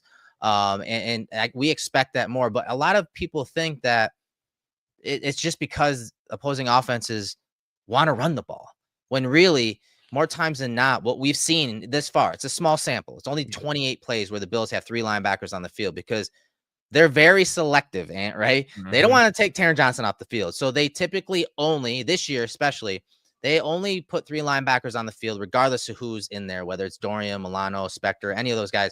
They've only done it 28 times, and they've only done it against 22 personnel, so 2 running backs, 2 tight ends, 13 tackle personnel. So it's really 1 running back, 2 tight ends. The 3rd tight end is a tackle, and then 1 running back, 3 tight ends for 3 plays. So 15 plays versus 22 personnel.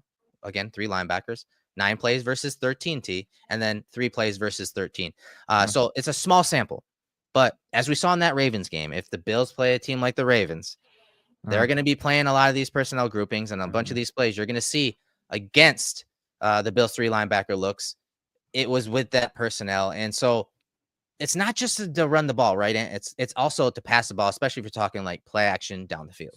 Yeah, and especially when we talk about these teams that are going to go with these kind of heavier looks, like what Baltimore can do with Andrews and Likely and Ricard, like they can hammer you with it and run it down your face or they can go play action, or they can just straight pass out of it in a multitude of ways. Kansas City can do that a little bit with their 3 tight end looks and how athletic they are in addition to the blockers that they have. And some of this conversation too is what we talked about when the Bills drafted Kincaid. It was like, oh, what they can do out of 12. It's not just to run the football. You want to bring that bigger body onto the field to match against the run. And then as soon as you do that, guess what? Now you got Knox and Kincaid against a linebacker probably, and now you pass all day. So that's the cat and mouse game, the chess aspect of it. It's not just about running the ball, which is why they like to keep Charon Johnson in there, because he provides that support against the pass, and he's a dog against the run as well. But yeah, it's not solely from a run perspective, but it is something that we expect to see these playoff teams try and put the Bills into. Yeah, and here's one of the explosive plays against the Bills when they had 3 linebackers on the field. It's Bernard, Spector, and Dorian Williams. Well, when the Bills have 3 linebackers on the field this year, again, small sample, but they surrender 6.18 yards per play and an EPA of negative 0.24, which is 32nd overall. Again, 4 explosives against 3 linebacker personnel groupings, and that's a 14.3 explosive percentage, which was 31st overall. And this is just one of them. And on this play, Spector is in man coverage against the Titans. And you see the Bills have their strength of their formation set to the left side of the screen. So that would make Dorian the Sam here and Spector the Will. But he gets matched up with a tight end. And this is what teams are going to want to do. Play action, throw those sail routes, throw those corner routes, get those linebackers in space, especially if you're talking in this situation, a 4th linebacker when you're talking the depth chart.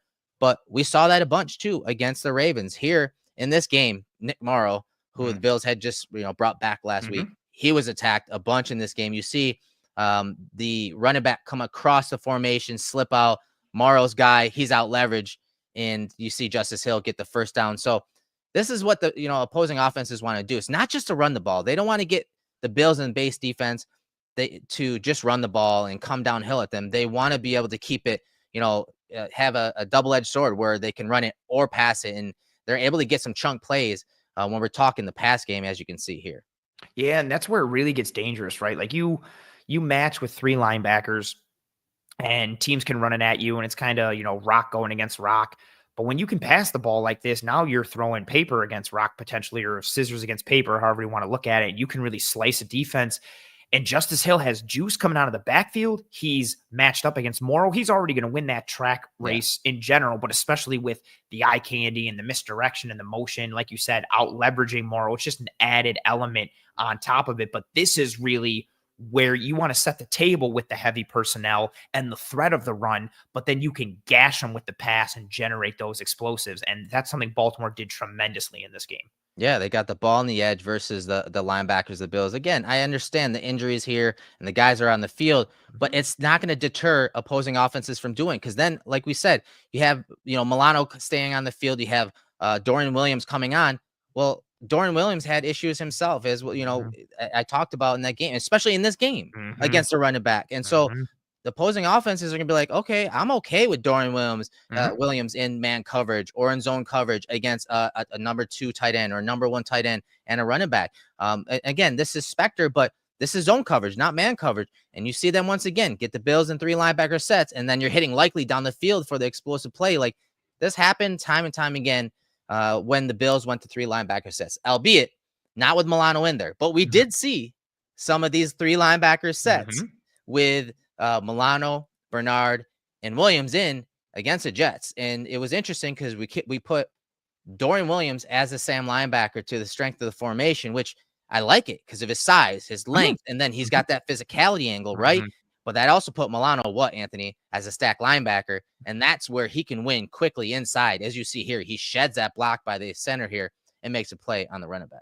Yeah, this puts him purely in that stack off-ball type of position. In addition to, like you said, like just being such a good use of Dorian Williams, like making him more of a run-first type of guy. Use that length, that ability to come forward. Don't put him in a spot where he has to think or process too much or be at the risk of being caught out. Let him attack. He gets downhill, leverages his gap, pops the tight end, stays inside. And then, Milano this is one of the most encouraging ones for me. It starts with Daquan handling that double team a little bit. He drops the knee to reduce his service area, and then he gets underneath Simpson, drives him back a little bit, almost gets him off his feet. And then Milano triggers downhill from that stack spot. Here comes Tippmann, 66, trying to climb to him. Milano is watching Breece Hall. He uses his hands to stay clean and shed Tippmann and stay in the hole. And then, as you also had highlighted there, Daquan's bearing down, AJ Epenesa's bearing down. Everything is squeezed and compressed and tight. The front is muddied. Breece can only go one way, and that's straight ahead. And Milano's there to meet him. Really encouraging play overall there. Right. And if you look back to the Patriots game where Dorian Williams is in there, Bernard, and then Spector, it's kind of flipped. So now Dorian's the wheel. This is also a good thing. This is like a great problem to have, guys. You know, which guy is going to be playing initially with the starters in their nickel defense. But also when you bring that third linebacker in, both of these guys are interchangeable. That's a good thing. But it's something we have to expect when we're talking the playoffs here. So now Spector is the same here. He's on the ball linebacker here. But watch Dorian Williams against the Patriots with the very same play. There's just a little counteraction. It catches Dorian a little bit. He wants to come this way because he saw the running back kind of, show this track here, but he's coming back here. It's the same play. It's duo. It's just counter duo. And so Dorian almost gets caught out of position, but what's he do? He retraces his steps, gets back in the hole, and makes a tackle with Bernard. Yeah, this was a nice adjustment from Dorian in this one, who still will get misled from time to time, especially in the past. But, this is a good example on the run, but he recovers here as, they have that double on Austin Johnson, 98, and Dorian's ready to trigger, and he's like, I got it. Oh, no, wait. And he has to jump back inside. But a nice recovery from him. Also a good job from Ed, not getting displaced too much initially on the snap. Gets pushed a little as the play goes along, but at that point, Dorian has already jumped back inside and is ready to make the play. But again, I think that's a good example too of just, Dorian ends up making this play, but he still is susceptible to being misled, getting placed out of position. He recovers on this one. Thanks to his athleticism, right? And that's the difference between the two.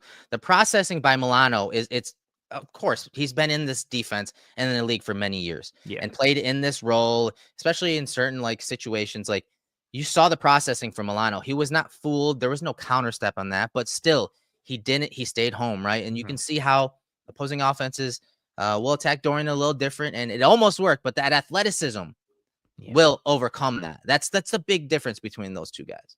Yeah, 100%.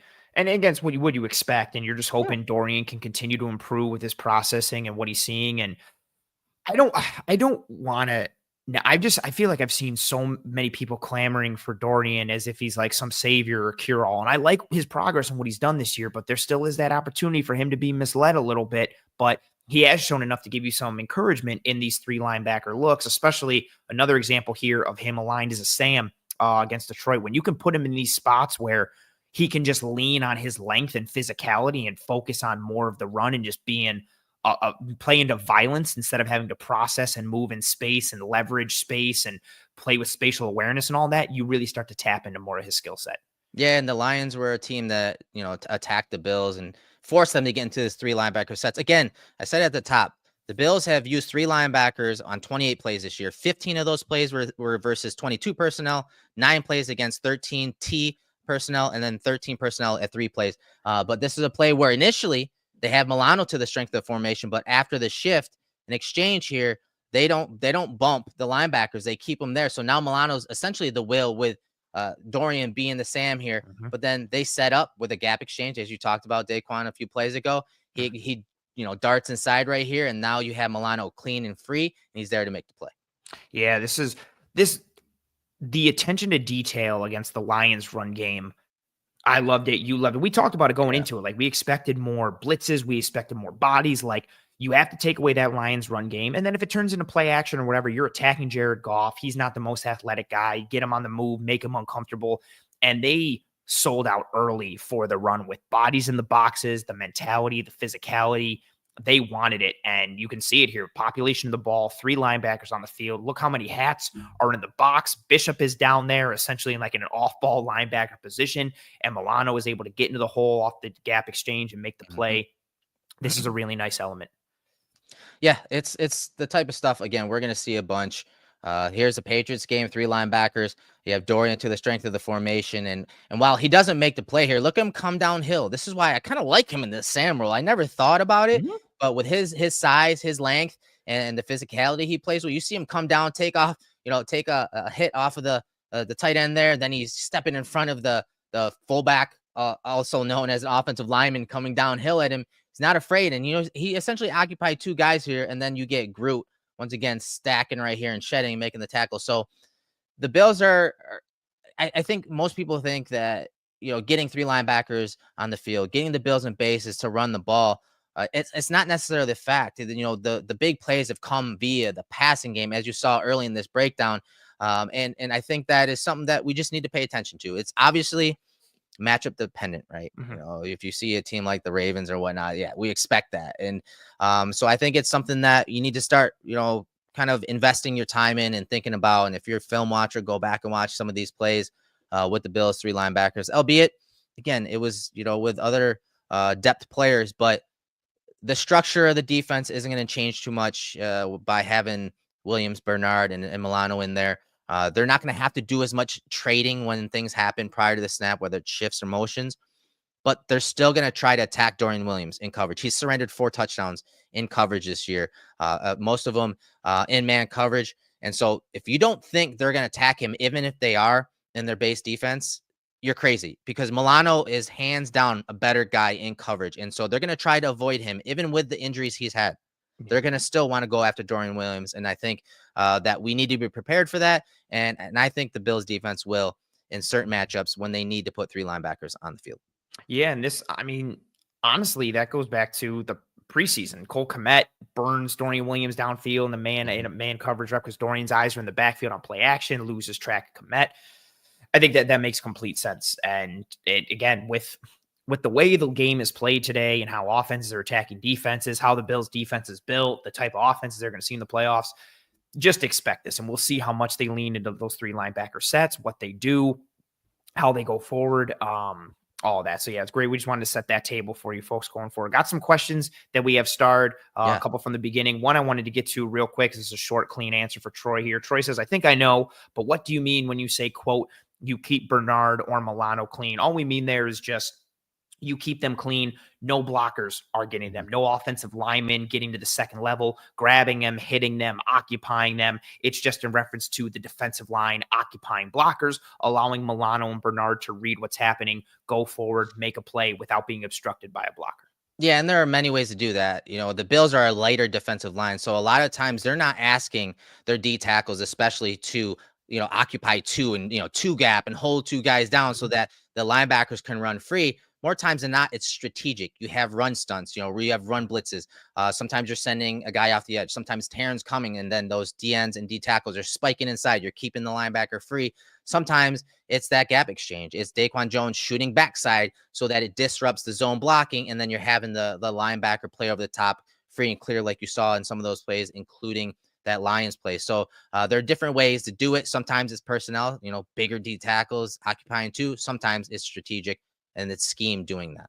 Absolutely. Yeah. Well done there from you, Troy. Good question. We appreciate that. Yeah, I got this question from Spin. Spin says, has Cole Bishop done enough to put Hamlin on the bench, or would they not want to move Rapp to free safety and just go with Rapp and Hamlin for the playoffs? What are your thoughts here on the, let's not lean into the free safety, strong safety conversation as much as, what safety pairing are you looking for? Are you looking for Bishop and Rapp? Is it Hamlin in Rapp? Is it, I don't know, maybe you're with the third option and you're looking for Hamlin and Bishop? What are your thoughts here when it comes to the safety group? This is obviously this is an episode. I was going to say, this is a loaded question to a degree, and especially with how contentious of a topic it is for Bills Mafia. All right, so right off the top, let's eliminate the whole free safety, strong safety conversation. Cole Bishop alone, his free safety snaps, 147. His box snaps, 136. I was going to say it's like 50-50. And you go look at Rapp, you go look at Hamlin, it's damn near 50-50. So guess what, guys?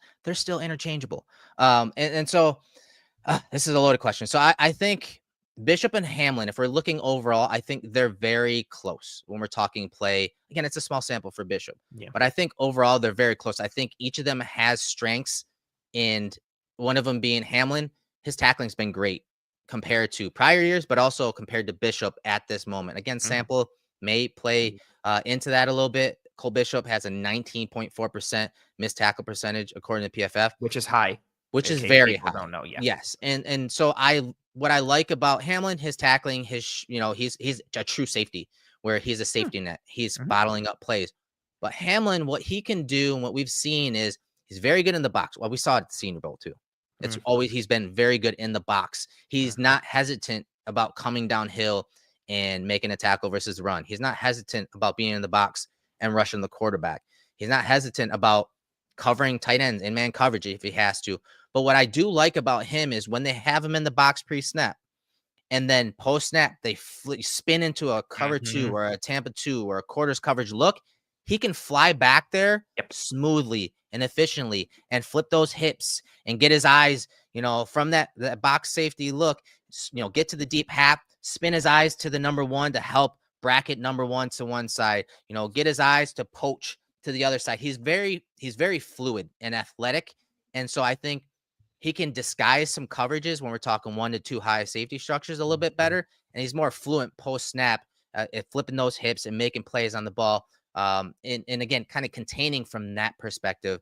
And so we've seen plays with Hamlin where he's taken some bad angles against the run. I think Bishop, when he's in and around the box, I think he is more natural at stopping the runner and getting downhill, filling gaps, but also from depth. You saw him on a bunch of those plays, his leverage to screens, his leverage versus the run.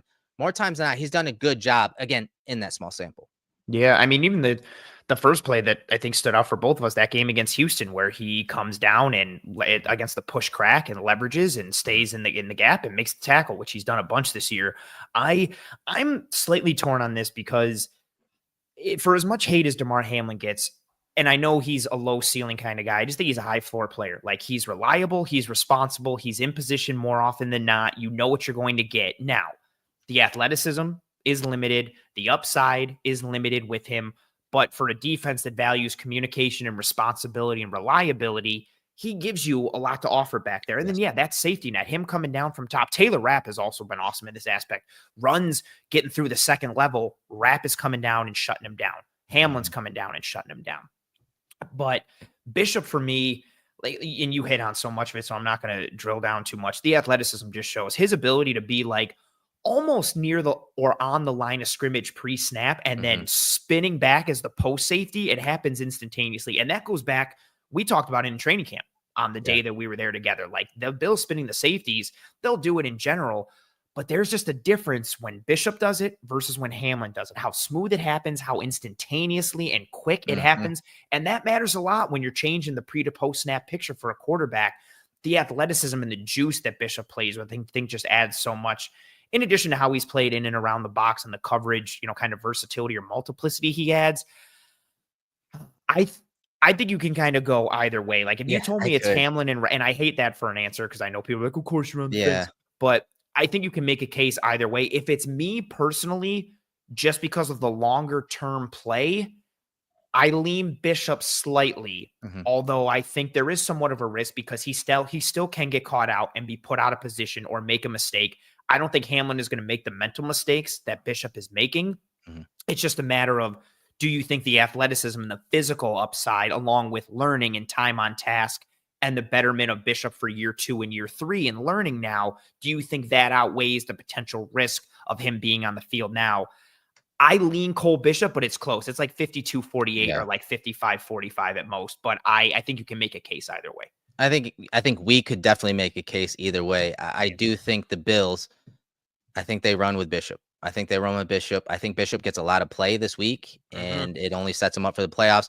I went back and just today, because again, it was something I was talking about, and we're getting these questions, in the Discord channel, and we're getting them on X. I rolled back all of the film where the Bills spun to cover 2. So post snap, middle of the field was open. And I watched the snaps of Bishop and I watched the snaps of Hamlin.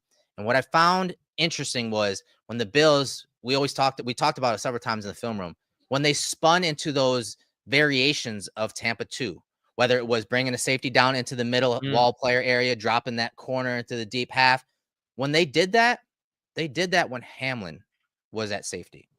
So they, in many situations where like, I don't want Hamlin out in space as a deep half player. I'd rather have him over the middle of the field and cap in the middle rather than the top. And the Bishop, they're kind of doing the opposite. They're having him near the line of scrimmage and they're showing single high, and then post snap, they're spinning him back.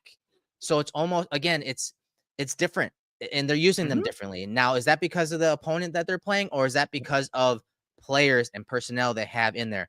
Only the Bills know this. But I found it interesting on how they are getting to those two high structures, whereas Hamlin, they're bringing him down a bunch of times post-snap, whereas Rapp is getting back. And so that could play into the playoffs because the Bills want to load the box and stop the run. Okay, they have Rapp there. Hamlin, he's not all that strong at defending the run. He takes some bad angles at times, but he's a good tackler. Mm-hmm. If they want Bishop near the line of scrimmage to help defend the run, they're comfortable with that. If they need him in coverage in that second level, they're comfortable with that. But also, if they want to spin into those two high structures and get him out of there, he's got that athleticism. That's a great call. Like all the cool, like non-traditional Tampa stuff they were doing, Hamlin was either that Tampa player, like coming down as like the robber, or he was dropping into the hook curl and someone exactly. Now with Bishop, you can do more.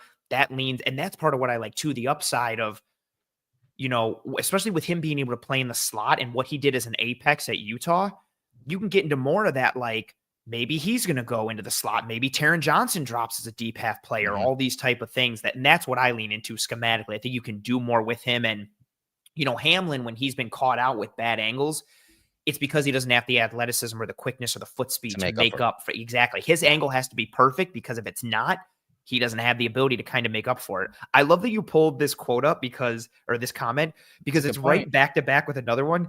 Kent, it's just the duality of Bills fans. Kent says, don't care how rough the guy is right now. Bishop's the future. Give him game time. And then Claude comes in and says almost the opposite. Hamlin isn't going to make mistakes. Very that's what polarizing I want. That's where we are. Yeah. And I don't think either of you guys are wrong because Claude, you know, you're right. Hamlin is, again, he's a safer play. He's more consistent. He's always in the right spot, but he's also not making a lot of plays above and beyond the scheme. And Kent, you know, I agree. But also, there have been two big plays this year that were on Bishop's shoulders in coverage that were touchdowns, including the game against the Jets. And so, you know, while Hamlin may not make a lot of these big plays outside of the scheme or above the scheme, he's also not giving up a lot of these big plays, right? So it's going to be an interesting decision. And just, I just think that the Bills, with how they called things, I think we're starting to see it and how they normally do things with, you know, rookies, especially at these positions, like ones that Sean McDermott covets. He wants, it typically does want guys like Hamlin with experience and consistency. But with some of the offenses and personnel groupings that we're going to see in the playoffs, I could very well see them, you know, taking Bishop and throwing him in there, especially when you're Hamlin hasn't played in a month. So it's going to be interesting, guys. We see both sides, and we've seen it since Hamlin's been out of the lineup and, you know, gearing as the year went on.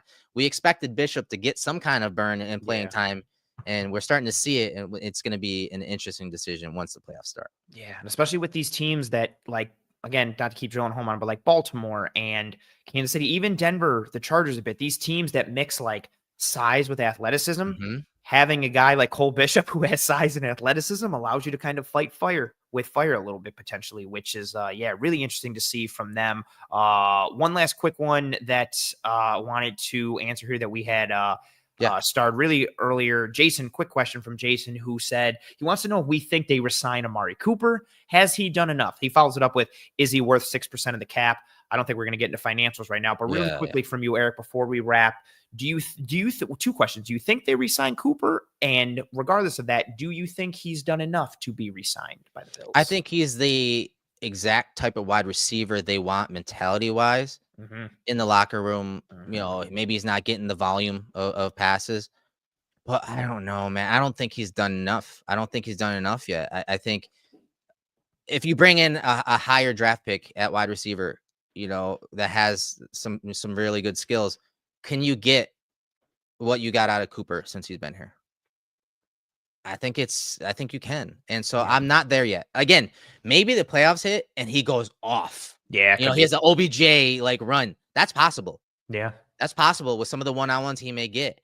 But for now, right now, I don't think so. I don't think so. I think he's made some great plays, but I don't think he's impacting the offense as much as a lot of fans expected when they brought him in. I'm in a very similar boat. I do want to see what he does in the playoffs. And, you know, we've talked about it here and on social, them holding back a little from the passing side of things. So maybe if they open up things a little bit more, we really see the full Amari Cooper experience. I completely agree with you. Like from a mentality perspective, he's everything they want as like the number one or like the alpha in the room. I'm in agreement. So as of right now, I don't think he's done. Unless he comes again, I don't think he's worth 6% of the cap. If he comes back on like, a 1 year, $5 million deal or something cheap, I'm like, all right, cool. But I personally don't think he's done enough. I honestly think he's, Eric, we talked about it when we broke down his tape this year coming into him being a Bill. We talked about it. Like a lot of the highlights that were circulating from folks were from last year where he was playing with more juice and how he was operating. We said it like he has the skill set that you kind of covet and want, but with where he is with the miles on the tires and the age, it's not necessarily that true number one that he used to be. I'd welcome him back. Obviously, the money's got to be right. Eric, you've queued up Spot Track here where his market value is estimated at 14.7 AAV. The contract that he's estimated to get, again, he's a UFA this upcoming year, is a 2-year, 26 months. Yeah, it's no. And it's, again, and the take guys this with a grain of salt too. Like it's yes, 100%. Spot Track. So like you don't know, but 14.7. That's a tough decision, man. Yeah, that's. I don't know. I don't think I've seen that yet. No, it's funny that Diggs is on there in terms of comparable contracts and age of production, but he's in the conversation there with Evans and Lockett and the other contracts that he was projected with. Yeah, it's I think it's very interesting. I think him commanding a high dollar amount. I also don't know if he's going to look for that. I don't think the desire from a free market standpoint is necessarily going to be there for Amari Cooper. I shouldn't say this, but like maybe I don't know, maybe Washington decides to throw, 2 years, $30 million at Amari Cooper. Somebody who has, maybe the Patriots do because they have all this money to spend and they're looking for somebody to get into the room and help Drake May. So maybe there's somebody who wants to lean into more of the intangibles that he brings. But from a performance standpoint, I don't think he's commanding that dollar value. And for a team like the Bills, who still need to count their pennies because of having to pay Josh Allen, granted, it opens up a little more with Diggs. Yeah, I think, but that's a very interesting conversation. It's something I've been thinking about. I thought great questions, really guys. Yeah, those are really, awesome really questions. Absolutely. Really great questions. We wanted to, we mentioned it earlier. We love the feedback, the questions, thoughts, comments, concerns. We wanted to end this last segment with the questions from you folks in the chat. Eric, as we start to put a bow on this Jets game and we look forward, any final thoughts on this Jets game? Thoughts for this upcoming week against the Patriots? Anything bigger picture, smaller picture? What's on your mind as we wrap here and start to turn the page into week 18?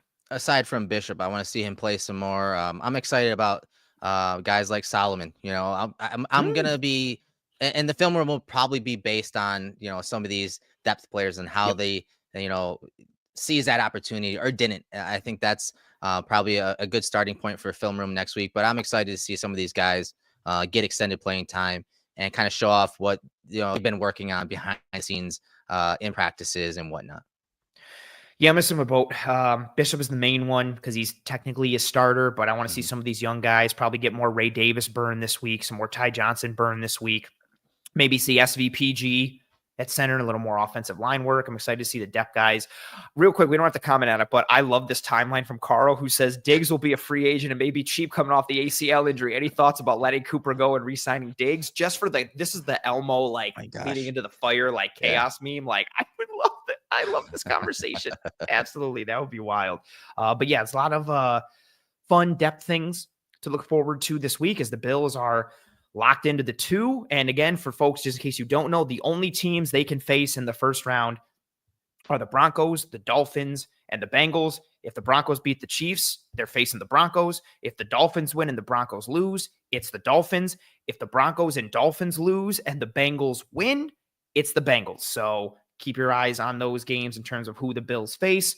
Obviously, a bit of a lower urgency game in this final regular season aspect against the Patriots. Bills have locked in the 2 seed. We'll see if they can sweep the division again, largely playing some backups. We will see what happens in that game going forward. Regardless of what happens, we will have you covered in the film room next Wednesday. That'll do it for us in this episode of the film room. If you were watching here on YouTube, whether live or later, please, and thank you, drop a like on this video. Likes are the lifeblood of these streams and significantly boost the algorithm. So please drop a like on this video if you enjoyed this content. Turn on notifications for the Film Room playlist. Subscribe to the Cover One channel where we have you covered pretty much every single day of the week with various levels of Buffalo Bills coverage, whatever your flavor is or poison is, we have you covered here at Cover One. If you are listening on one of the podcasting apps or platforms, please rate and review and subscribe. Let us know your thoughts there. We've been uploading the video from the film rooms into Spotify. I've also done that with Disguised Coverage. So if you are an audio listener or audio viewer, if that makes sense on Spotify with these episodes, let us know what your thought is, how that's working out, the timeliness of it, the quality, all that. And then anything for next week or focus that you guys want in, one-off videos or focus for the film room and where you want our eyes to go for this game. Let us know in the comments here on YouTube. Get at us on social. Eric runs the Cover One handle at cover and the number one. So Cover One. His personal is at Eric J. Turner. I'm on Twitter at pro__ant. Get at us, tweet at us, comment, all of that stuff. Happy New Year. Welcome to 2025. I was going to make a comment about the Bills, but I don't want to jinx anything, so I'm going to keep that in the back pocket. Welcome to 2025. We hope you folks had a good end of your 2024 and a great start to your 2025. As we start this new year, just a little time again, we're always very thankful, but we appreciate everybody who rode with us for 2024. We hope you continue to ride with us for 2025. Whatever form or fashion your support comes in, we greatly appreciate it tremendously. Thank you very much to Carl for your super chat earlier in this episode. We appreciate all you folks. Thank you very much for tuning in live, watching later, listening, likes, listens, reviews, subscriptions, downloads, one pass, subscribers, and insiders. We appreciate you all so, so much. Have a great start to your new year. Enjoy the holiday. Have a great 2025. For myself, Anthony Prohaska, for the founder and general of Cover One, Eric Turner, this has been another episode of The Film Room. We hope you and your family and friends and loved ones are all doing well and staying safe. Be kind to one another. Take care of one another. Happy New Year. Godspeed. And as always, go Bills.